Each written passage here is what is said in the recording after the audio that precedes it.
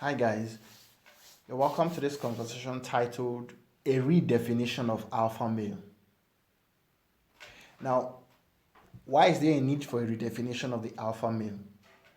The alpha male is a concept that has crept deep into our societal values or into our societal way of life and has done much to pitch men against women and women against men, because the alpha male basically tries to treat women as second-class citizens, which they are not, because women have their own strength as well. Women are as important as men.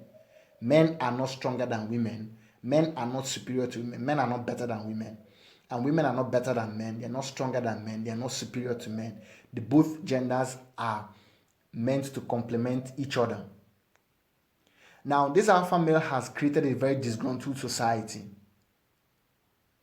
where we're fighting, not just between men and women, but even amongst men and even amongst women, because it has created a society where the weak is oppressed by the strong.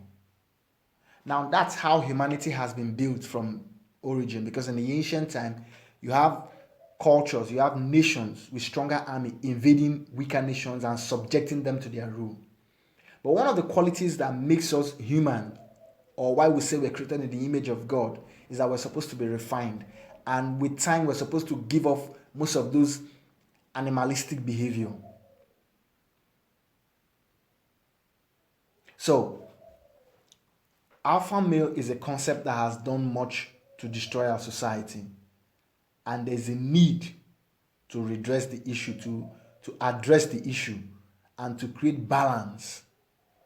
This need calls for us to rewrite the standards of society, the principles by which we move, the paradigms and the algorithm that run our life. So, with that being said, let's get into how the word alpha male came to be. Alpha male was a word coined from observation by scientists who were trying to observe, I think, chimpanzees, wolves, and so many other experiments. Now, one thing is certain: these animals were observed in captivity.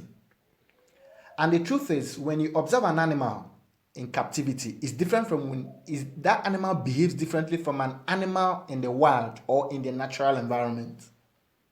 So you cannot observe an animal in captivity and use that criteria to judge humans. Did you observe humans? So if you want to have an accurate judgment of humans, you have to observe humans. You don't observe animals and use it to describe humans. Even though, yes, humans behave in ways that we may call alpha male, yes, but you don't observe animals and use it to judge humans. Then, secondly, your observations may be wrong. They may be flawed. I saw a creator on social media who talked about one research. I think it was antelopes or thereabout, one animal. Now, the animal was observed by male scientists. So now when these antelopes move to a particular place, since they're always moving from one place to another, jumping around and doing all sorts of things, sometimes after eating, they relax somewhere. And when they relax, the scientists discovered that there was one particular antelope who always made the call, who always decided the next place they move. And the moment he jumped and moved in any direction, the pack follows in that direction. Now, it's an accurate observation in a sense that, yes, that antelope was always making the movie, so he was the one calling the shot, or so they thought. Now, but some people felt that observation was not right, and they decided to re-observe the animals again. And when they observed it, what they discovered was when they are all resting, some of the animals begin to itch for the next place to go to.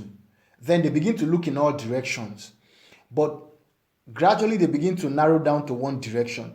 And those decision makers or those key players or those elders within the tribe, the moment they have a greater percentage of them looking in any direction, that spokesman who is seen as the alpha springs into action and jumps in that direction and runs in that direction, and everybody follows.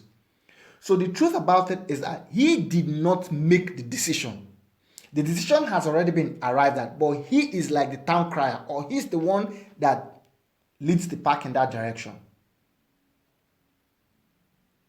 It's just like when birds are flying. They fly in an angle pattern. And after a while, one of the bird goes to the end of the line. The other one, the next one in line becomes the leader. The birds do that because they are trying to reduce the air viscosity or drag. And when they fly in that kind of line, it makes it easier for them to fly. So the one in front, after a while, his wings get weaker or he becomes tired, so he goes behind at the end of the line. So the air is thinner there, or the air is easier to fly from there, to fly there. So our observations of animals may be wrong and it may be right. Even in our human nature, there are certain observations about scientists that are actually flawed in the conclusions they make.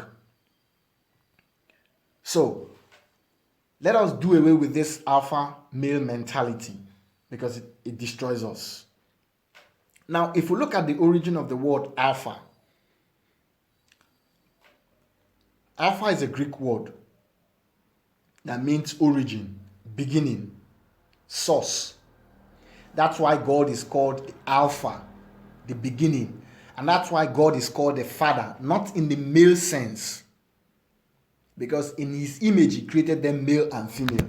So when God is seen as the Father, it is not a male. It is in the sense of origin. Now, but the word alpha has its roots in the Phoenician word, which the Phoenicians call Aleph. And one of the languages that the Phoenicians gave birth to was also the Hebrew language.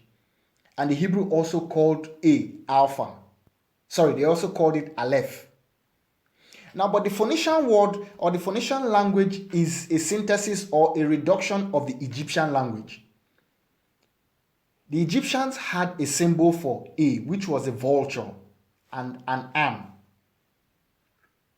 Either the vulture or the am. Now, the vulture was a symbol of royalty because it represented Upper Egypt. So, royalty is something that is attained in two ways in the ancient time. One, you had kings being made from warriors who had to defend the tribe from invaders or from enemies and all that. Then, secondly, when communities need a king, they sit down and look at the most noble families. Then out of these families, they pick up one and say, we want somebody from here to become the king. And that person is groomed. Because already, yes, he has the noble qualities, the virtues and all that. But he is also groomed to become a leader. So, royalty is the origin of the word alpha. So for a man to become an alpha, a true alpha, that means that man is royal in character. And royalty has to do with being there for people, being virtuous, being noble, being understanding, being a father. A father is somebody who goes through pain, who suffers for his children. Because sometimes your children are not enlightened enough to understand the dangers of what they are doing. But you as a father sees those things and you diplomatically find a way around it to make them become successful, even in spite of their weakness. So, being royal is the origin of the word alpha. Now, this can solve our problem in modern day society because we are at a very dangerous crossroad now. We're at a very dangerous time where feminism has disrupted the whole structure of society. And its destructiveness is going more and more. So, a man has to be royal. A man has to care for his woman. A man has to be there. A man has to be understanding. A man has to be the provider. A man has to be the caregiver, the origin of the family unity, the origin of the societal well-being, the origin of everything good in that society starts from the man. Not the dictator who subjects everybody to his will. So we as a society need to redefine ourselves and look at alpha from its original sense of royalty. So an alpha male is a royal male and not a tyrannical, barbaric male that subjects every other person to his side. Cheers and thanks for listening.